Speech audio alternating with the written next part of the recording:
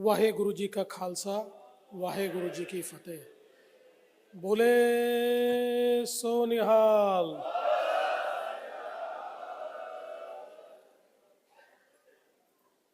हिंद की चादर श्री गुरु तेग बहादुर साहिब जी की 350वीं शहीदी समागम के इस राज्य स्तरीय कार्यशाला में हमारे बीच उपस्थित, जिनके मार्गदर्शन में ये पूरा कार्य हम सभी लोग कर रहे हैं, ऐसे हमारे बाबा जी संत ज्ञानी हरनाम सिंह जी खालसा, मुखी दमदमी टकसाल, साथ ही में उपस्थित हमारे बंजारा लबाना समाज के धर्मगुरु संत श्री बाबू सिंह जी महाराज, हमारे साथी मंत्री श्री गिरीश महाजन जी, जिन्होंने बहुत ही सुंदर गीत हमारे सामने पेश किया। ये केवल गीत नहीं है, तो मैं ऐसा मानता हूं कि गुरु तेग बहादुर साहिब जी की जीवनी हमारे सामने एक भजन के रूप में, गीत के रूप में जिन्होंने रखी, ऐसे बहुत ही प्रसिद्ध गायक भाई सतिंदर सरताज जी, मंच पर उपस्थित श्री सरदार मलकियत सिंह बल जी, श्री अमरपाल सिंह रंधावा जी, उपस्थित हमारे आदरणीय सुनील महाराज जी, आदरणीय जितेंद्र महाराज जी,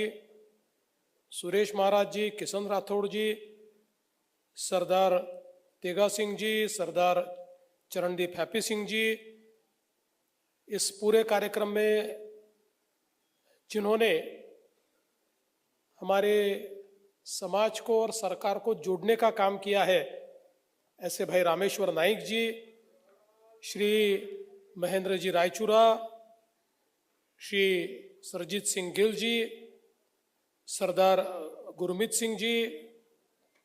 साथ ही में उपस्थित श्री लद्दाराम नागवानी जी, रुचेश जयवंशी जी, श्री गुरुमुख जगवाणी जी, श्री विक्की वीरेंद्र कुकरेजा जी, श्री साहनी जी, श्री राजू मनवाणी जी, श्री रमेश बाली जी, मंचासीन सभी महानुभाव और यहाँ पर उपस्थित सभी बहनों और भाइयों, हम सभी लोग जानते हैं कि ये साल हिंदी चादर जिनको कहा गया,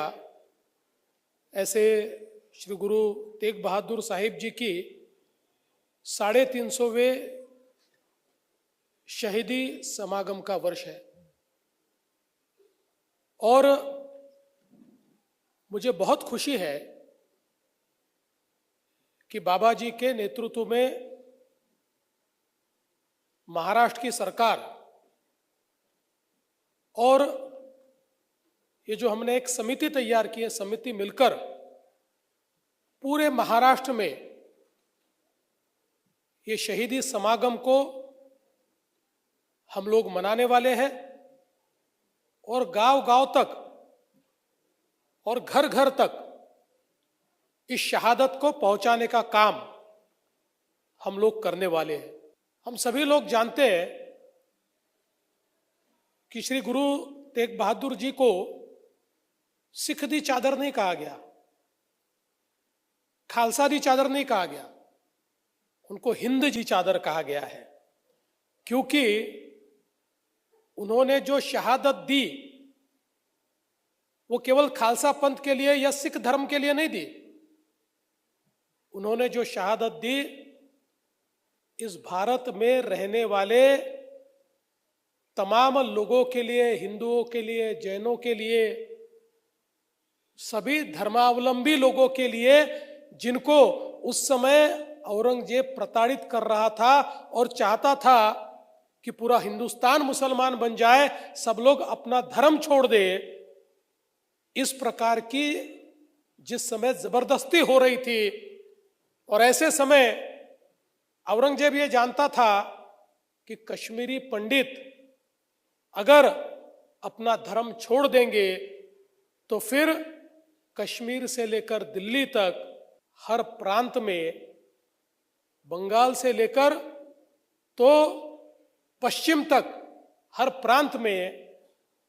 मैं जो यहाँ का धर्म है, यहाँ की संस्कृति है, यहाँ की आराधना और पूजा की पद्धति है, इस सब को बदल दूंगा। लेकिन उसी को एक प्रकार से चैलेंज करने का, आह्वान देने का काम गुरु तेग बहादुर जी ने किया और हमारे कश्मीरी पंडितों के लिए और सभी धर्मावलंबियों के लिए उन्होंने जिस प्रकार से लड़ाई लड़ी, हम सभी जानते हैं कि जिस समय उनको पकड़ा गया और पकड़ने के बाद उनके सामने भी ये शर्त रखी गई कि वो सारा ये काम छोड़ दे और एक प्रकार से अपना धर्म भी बदल दे। उन्होंने शहीद होना पसंद किया, लेकिन इस देश की मिट्टी, इस देश की संस्कृति और इस देश के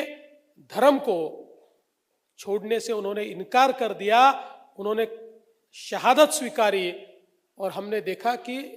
जिस बर्बरता के साथ उनके सिर को अलग कर दिया गया और एक प्रकार से एक संदेश देने का प्रयास हुआ कि जो भी इस प्रकार से किसी भी धर्म को बचाने का प्रयास करेगा उसका हश्र हम ये करेंगे। लेकिन उनकी शहादत ने एक ऐसा ज्वार हमारे देश में तैयार किया कि उसके बाद औरंगजेब अपने मंसूबों को पूरा नहीं कर पाया। और इसीलिए मैं ऐसा मानता हूं कि ये कोई केवल सिखों के गुरुओं का कार्यक्रम नहीं है। और अगर हम सिखों के गुरुओं का इतिहास देखें तो उन्होंने सारी लड़ाइयां इस देश के लिए ही लड़ी है। केवल खालसा पंथ के लिए लड़ाई नहीं लड़ी, इस देश को बचाने, इस देश की संस्कृति को बचाने ये लड़ाइयां लड़ी गई। और इसलिए हमारा फर्ज बनता है कि ये जो हमारे देश का स्वर्णिम इतिहास है, ये जो शहादत है, ये बच्चे बच्चे तक पहुंचे। आज हमारी जो पीढ़ियां गुरुद्वारे में जाकर मत्था टेकती है, मंदिरों में जाकर आज अर्चना कर पा रही है या अपने अपने इष्ट देव का स्मरण कर पा रही है, क्योंकि हमारे गुरुओं ने शहादत देकर हमको बचाया, इसलिए हम ये कर पा रहे हैं। इस बात को हर गांव, हर गली तक पहुंचाना ये जरूरी है। कोई भी समाज जो अपना इतिहास भूल जाता है, उस समाज को वर्तमान तो होता है लेकिन उसको भविष्य नहीं होता। इसलिए समाज को इतिहास याद दिलाना ये बहुत जरूरी है। और इसलिए बाबा जी ने ये कहा कि ये जिम्मेदारी सीएम साहब की नहीं थी, ये तो हमारी जिम्मेदारी थी, लेकिन सीएम साहब भी हमारे साथ आ गए। बाबा जी ये बात आपकी मैं मान्य नहीं करता हूं। मैं कहता हूं कि इस भारत में रहने वाले हर व्यक्ति की जिम्मेदारी है कि हमारे गुरुओं की शहादत और उसका इतिहास ये हम हमारी पीढ़ी दर पीढ़ी, हर पीढ़ी को पहुंचाए। और मुझे एक बात की और खुशी है कि इसको करते समय एक बहुत बड़ा विचार किया गया। देखिए, हम लोगों में अलगाव करने के लिए तो बहुत लोग बैठे हैं। अलगाववादी ताकतें ये हर राष्ट्र में, हर समाज में हमको देखने को मिलती है, लेकिन हमको जोड़ने वाली चीजें अगर हम लोग उसका समर्थन नहीं करेंगे, अगर इन जोड़ने वाली चीजों को त्योहार के रूप में अगर हम नहीं मनाएंगे, तो मुझे ऐसा लगता है कि हमारी गुरुओं ने जो हमें शिक्षा दी उससे कहीं ना कहीं हम दूर हो जाएंगे। और इसी के चलते एक बहुत अच्छा काम यहां पर किया गया कि सिख समाज के साथ साथ जितने नानक पंथी है, नानक नाम लेवा जितने हैं, ऐसे सब लोगों को एकत्रित करने का काम इस शहीदी समागम के माध्यम से किया गया है। सिख, सिकलीकर, लबाड़ा, बंजारा, मोहयाल, सिंधी, ये सारे समाज एक साथ मिलकर, इनमें से कई समाज ऐसे हैं जो हमारे गुरुओं के साथ कंधे से कंधा मिलाकर और उनकी सेवा में रहे हैं। जैसे बाबा जी ने बताया, हमारे सिकलीकर समाज ने सालों तक, सैकड़ों सालों तक हमारे लड़ने के लिए जो हथियार लगते हैं उन हथियारों का निर्माण किया। हमारे गुरुओं के और हमारे खालसा सेना के हाथ में जो तलवारें चमकती थी और जो तलवारें शौर्य दिखाती थी, उनको तैयार करने वाला यही सिकलीकर समाज था। हम लोग जानते हैं कि हमारे बंजारा और लबाड़ा समाज का तो हमारे गुरुओं के साथ जो रिश्ता है वो अभी हमने हमारे गीत में भी यहां पर देखा। और केवल वो रिश्ता नहीं, तो जिस समय हमारी सेनाएं जाती थी, आज हम लोग देखते हैं कि कोई भी सेना जब युद्ध करती है तो उस सेना के लिए लॉजिस्टिक तैयार करना ये सबसे महत्वपूर्ण होता है। सेना को आपूर्ति मिलना ये सबसे महत्वपूर्ण होता है। इस आपूर्ति का मार्ग तैयार करने वाले, इस आपूर्ति को हमारी सेनाओं तक पहुंचाने वाले और हमारे लिए एक प्रकार से व्यवस्था खड़ी करने वाले, इस प्रकार के हमारे बंजारा समाज और लबाड़ा समाज थे, जिन्होंने निश्चित रूप से हमारे गुरुओं के साथ एक बहुत बड़ी यात्रा यहाँ पर की है। और मोहयाल समाज के बारे में यहाँ पर आपने बताया, मतीदास जी, भाई सतीदास जी, जिन्होंने कंधे से कंधा मिलाकर शहादत देने का काम किया और गुरु तेग बहादुर जी की ये जो विरासत है, उस विरासत में एक साझी विरासत तैयार करने का काम उन्होंने किया। इसलिए ये मोहयाल समाज हो या फिर हमारा सिंधी समाज, जो एक नानक पंथी समाज है, जिसने उस जमाने में बहुत बड़े पैमाने पर जो हमारा फ्रंटियर प्रोविंस है, सिंध का हो या अफगानिस्तान तक का प्रोविंस हो, यहां पर आक्रमणों को रोकने का काम किया। ऐसे सभी लोगों को एकत्रित कर ये जो शहीदी समागम मनाया जाने वाला है, मैं ऐसा मानता हूं कि हमको जोड़ने वाला धागा हमारी गुरबाणी, जो मैं ऐसा मानता हूं कि दुनिया में एक ऐसी अनोखी ये गुरबाणी है कि जिसने हमारे गुरुओं के साथ साथ हमारे देश में अलग अलग पंथों में जिन्होंने बहुत अच्छा विचार दिया, उनके विचारों को भी इस गुरुबाणी में समाहित करने का काम किया। और जैसे हमारे भगत नामदेव जी, जिनका उल्लेख किया जाता है, जो यहाँ से घुमान तक गए और उनके भी वाणी को, उनके भी भजनों को, उनके भी शब्दों को हमारी गुरुबाणी में स्थान मिला। मैं ऐसा मानता हूं कि शायद इस प्रकार से किसी भी धर्म पंथ में हमको देखने को नहीं मिलेगा। इस प्रकार से हमारी ये गुरुबाणी कि जो सभी अच्छे विचारों को साथ में लाकर और हमें जीवन का मार्ग दिखाती है, मैं ऐसा मानता हूं